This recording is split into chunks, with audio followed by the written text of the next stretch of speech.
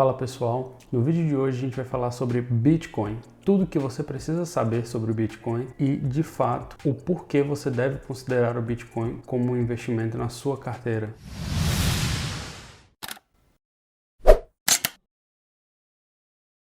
Antes de mais nada, Darley, o que é o Bitcoin? O Bitcoin nada mais é do que uma moeda digital implementada na rede de blockchain. E aí, dentro dessa rede, ela vai ter um número de série, que esse número de série é basicamente como se fosse aquele número de série que tem na nota. A gente não sabe que aquela nota foi emitida, que aquela nota foi registrada no Banco Central. Então, o Bitcoin vai ter o seu número, né, o seu código, e com isso ele vai estar registrado dentro da rede de blockchain, que é como se fosse um cartório eletrônico. E gente, não me crucifiquem, mas é porque eu estou tentando trazer de forma simples e palpável com o nosso dia a dia para que você consiga entender o que é o Bitcoin e como funciona a rede, né, do Bitcoin, que é o blockchain. E como o Bitcoin é uma rede descentralizada, ela não depende de um terceiro. Darley, o que é esse terceiro? O terceiro, gente, seria o banco. Hoje, se eu vou transferir dinheiro para PRI, que é a produção, ou se eu vou transferir dinheiro para o meu pai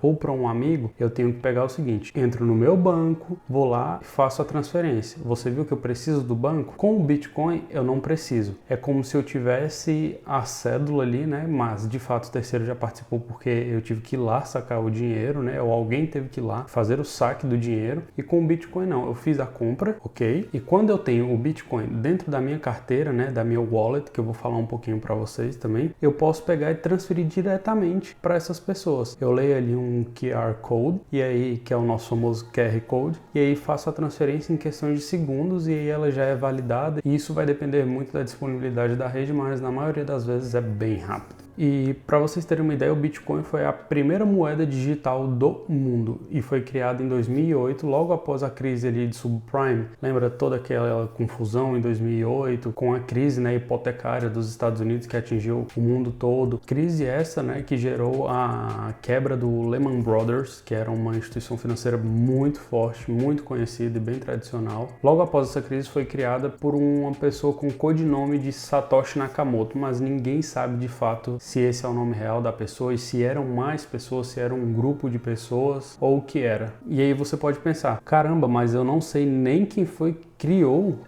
Agora me diz, você sabe quem foi que criou o real? Responde aí de bate pronto. Você sabe quem foi que criou o dólar ou o euro? A gente não sabe. Então, tipo assim, a gente só sabe que a gente confia naquela moeda e a gente faz a utilização dela. E uma das coisas que eu considero muito positiva no Bitcoin é que a rede, ela é toda transparente. Eu consigo ver as transações de que carteira saiu, para qual carteira foi. Muitas vezes a gente não sabe quem é o dono da carteira, mas a gente sabe que aquela transação existiu e aí a gente sabe de onde saiu e para quem foi. E aí, se você for parar para pensar, nos bancos não acontece isso. Você não consegue ali pegar de fato quem fez a transação, para quem, quando foi. É simplesmente só para acesso interno, e aí tem toda aquela questão de ter cometido crime para você saber quem foi, e com mandado judicial e toda a burocracia que todo mundo já acompanhou aí nos jornais, nas nossas operações Lava Jato, do mensalão e por aí vai. O Bitcoin hoje já é utilizado como moeda lá em El Salvador. Tem vários vídeos circulando, o pessoal vai no Starbucks e faz o pagamento com Bitcoin. O pessoal faz o pagamento para comerciante, assim, na rua, o comerciante dá o QR Code dele e o cara vai lá e faz o pagamento da marmitinha dele, sabe? Isso, tipo assim, é incrível e é um avanço de que o Bitcoin, de fato, pode se estabelecer como uma moeda apesar da sua volatilidade hoje. O Bitcoin também é utilizado hoje como investimento. É uma das maneiras que eu utilizo o Bitcoin, porque eu compro ali pelo fato dele ser escasso, assim como o ouro, e por isso que ele é chamado muitas vezes de ouro digital. E o ponto mais importante pelo qual eu invisto em Bitcoin é que eu estou tirando o governo do meu dinheiro, pelo simples fato de que o governo não pode simplesmente penhorar o meu valor alocado em Bitcoin. Por quê? Porque eu fiz a compra e retirei da corretora e tenho em carteira comigo. Só eu tenho as chaves de acesso, né, que são aqueles números de registro que eu falei para vocês no início. E se somente eu tenho essas chaves de acesso, o governo não consegue, a não ser que ele me torture ou ameace alguém da minha família para tirar de fato. E quando o governo não está no dinheiro, a gente sabe que não vão sofrer as medidas políticas, as medidas eleitoreiras, tudo aquilo que o governo faz, né, para fazer a desvalorização valorização da sua moeda, né?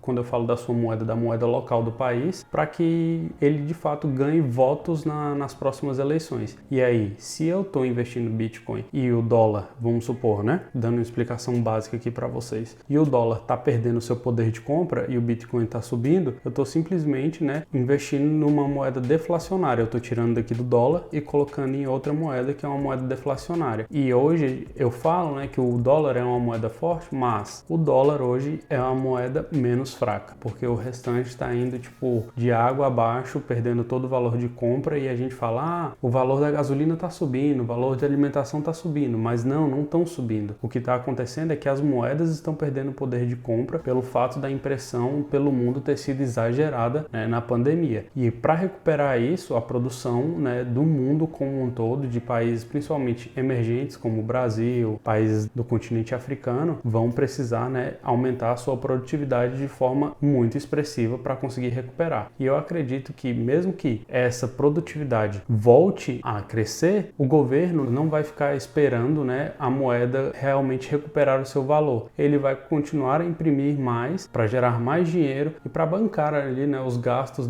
dos burocratas e de todas essas instituições que a gente já sabe que os governantes e os políticos vivem muito melhor que a grande parte da população. E um dos pontos positivos que eu enxergo é que hoje eu considero o Bitcoin muito mais seguro que os bancos tradicionais. Por quê? Porque existe toda uma rede e uma pessoa para conseguir, né, hoje, pelas possibilidades conhecidas, eu não sou especialista nisso, mas pelo que a gente estuda e pelo que a gente vê na rede, é que uma pessoa precisaria de ter 51% do poder computacional da rede para conseguir, de fato, hackear ali e sair desfazendo transações. E isso hoje é praticamente impossível. E esse é um ponto positivo pelo fato da rede ser descentralizada. Ninguém detém um controle total, não é um banco, não é um governo. Então tá sempre ali saindo de um lugar para outro, assim como aconteceu na proibição da China, e aí o poder computacional migrou bastante, né, de forma bem expressiva para os Estados Unidos. E para vocês terem ideia, o Bitcoin foi liberado no dia 31 de outubro de 2008, que foi a data da publicação do white paper. Quando a gente fala white paper, seria praticamente um artigo ali explicando todo o projeto e como essa moeda funcionaria. Um ponto muito positivo que eu vejo até para transações no exterior com o Bitcoin seria o seguinte: vamos supor que eu estou no Brasil e eu preciso mandar Bitcoin, eu preciso mandar dinheiro para outro país. Se aquela pessoa tem uma wallet mobile que seja a mesma que eu use, enfim, ou se eu quiser mandar para lá, para uma exchange, né, no Japão, eu também consigo, ou eu pego o meu hard drive, levo os Bitcoins e aí eu não pago IOF, eu não pago taxa de remessa, eu não pago nada, os Bitcoins estão comigo, eu chego lá e realizo a troca desses Bitcoins. Então isso faz com que a gente tire toda essa burocracia, toda essa dificuldade que tem nessas barreiras entre os países para transacionar o dinheiro. Então eu mando dinheiro do Brasil para os Estados Unidos, dos Estados Unidos para o Japão, do Japão para a África. E quando eu falo de África, eu estava dando uma olhada, a Nigéria, que é um país que sofre com um governo assim, gente, é triste. A população da Nigéria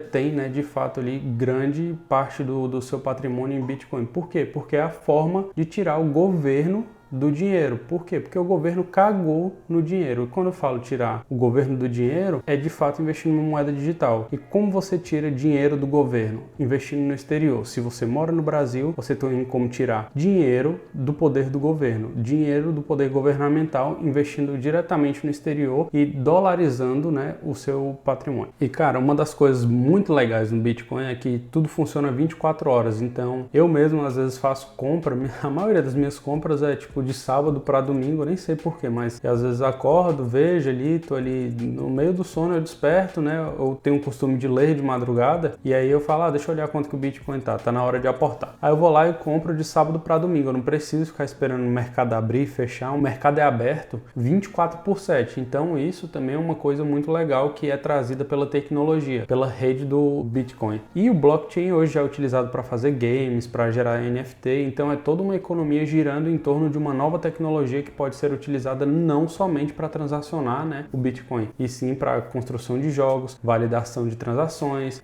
principalmente o Ethereum, que você pode fazer smart contracts Tipo assim, na data tal, execute tal coisa e tudo, já fica lá tudo registrado e você não precisa ir no cartório, mas eu vou ter que explicar isso em outro vídeo porque é um assunto mais complexo, é um pouquinho, e eu acho que merece uma atenção maior. E para finalizar, pessoal, eu queria mostrar para vocês que as críticas que são feitas ao Bitcoin devido à utilização excessiva de energia não são verdade. Existe um estudo, eu vou até pesquisar para colocar aqui para vocês na tela, que mostra que 56% da energia utilizada para minerar o Bitcoin é renovável. E quando a gente fala mineração, né, minerar são de fato ali, a gente imagina o minerador tá ali buscando por ouro. E é mais ou menos isso, ele vai validando transações, fechando códigos e aí vão, né, sendo geradas novas moedas. Salvo engano, hoje está em 6,25 moedas por bloco e demora mais ou menos ali em torno de 12 minutos. Eu vou colocar na tela certinho só para que vocês tenham o dado exato. E a cada tempo, né, esse valor vai diminuindo de moedas geradas até chegar ao momento que não vão ter mais moedas a serem geradas. O limite vai ser de 21 milhões de bitcoins. E por isso ele é uma moeda que tem sido utilizada como investimento, porque o governo não pode ir lá e simplesmente imprimir mais para bancar a sua campanha, para bancar os seus gastos, né, governamentais. E voltando ao assunto de ser uma energia renovável, essa semana saiu a notícia de que estão criando uma fazenda de mineração de Bitcoin baseada em energia eólica no estado do Texas. Ou seja, toda energia que vai ser gasta vai ser uma energia eólica, ou seja, energia renovável que o tempo todo não vai ser através de carvão, hidrelétrica ou petróleo, combustível, nada disso, nenhuma energia suja, né, que existem em muitos lugares na China, existem em muitos lugares aqui até mesmo nos Estados Unidos, e vai fazer com que a rede continue cada vez mais, né, com a tendência de ir para o verde, né, para a energia limpa e renovável. E nessa semana também a gente teve o anúncio, né, do Nayib Bukele, que é presidente, né, segundo ele, ele é CEO de El Salvador, tá no Twitter dele, eu vou colocar para vocês verem, é bem engraçado. Ele vai fazer a cidade Bitcoin, e aí lá vai ser livre de todos os impostos, não vai ter imposto de renda, não vai ter imposto sobre consumo, não vai ter imposto sobre empresa, vai ter simplesmente um IVA, que é como funciona principalmente na Europa, salvo engano em Portugal, da última vez que eu fui lá era de 23%, era isso, de 23% que é imposto sobre valor agregado, e aí é só isso que você vai pagar, e a cidade vai ser toda financiada por bonds, né, por títulos de Bitcoin que vão começar a ser emitidos. Ele vai emitir aproximadamente $1 bilhão em títulos de Bitcoin, e essa cidade possui um vulcão e eles vão utilizar desse vulcão para que a extração do Bitcoin seja feita com energia renovável. Eles vão pegar a energia da atividade vulcânica para realizar a mineração do Bitcoin, todas as validações das transações e tudo mais. E além disso, Nayib Bukele ainda anunciou que vai comprar $500 milhões, né, como estoque de Bitcoin ali, como uma reserva. Ele está trocando o dólar ali pelo Bitcoin. Então, isso é uma ameaça para os Estados Unidos, com toda certeza, porque imagina se todos os países do mundo começam a fazer isso. Não vou estocar mais minha reserva, agora vai passar a ser em Bitcoin, não vai ser mais em dólar, e o dólar começa a perder a sua força diante do mundo. Então no vídeo de hoje é basicamente isso, gente. Eu espero que vocês tenham entendido um pouco mais sobre o Bitcoin. Eu espero poder trazer mais vídeos como este. Para que isso continue a acontecer, eu peço que você se inscreva, deixe seu like, e aí se você se sentir à vontade, compartilhe com seus colegas também, com seus amigos, e deixe um comentário aí. Valeu!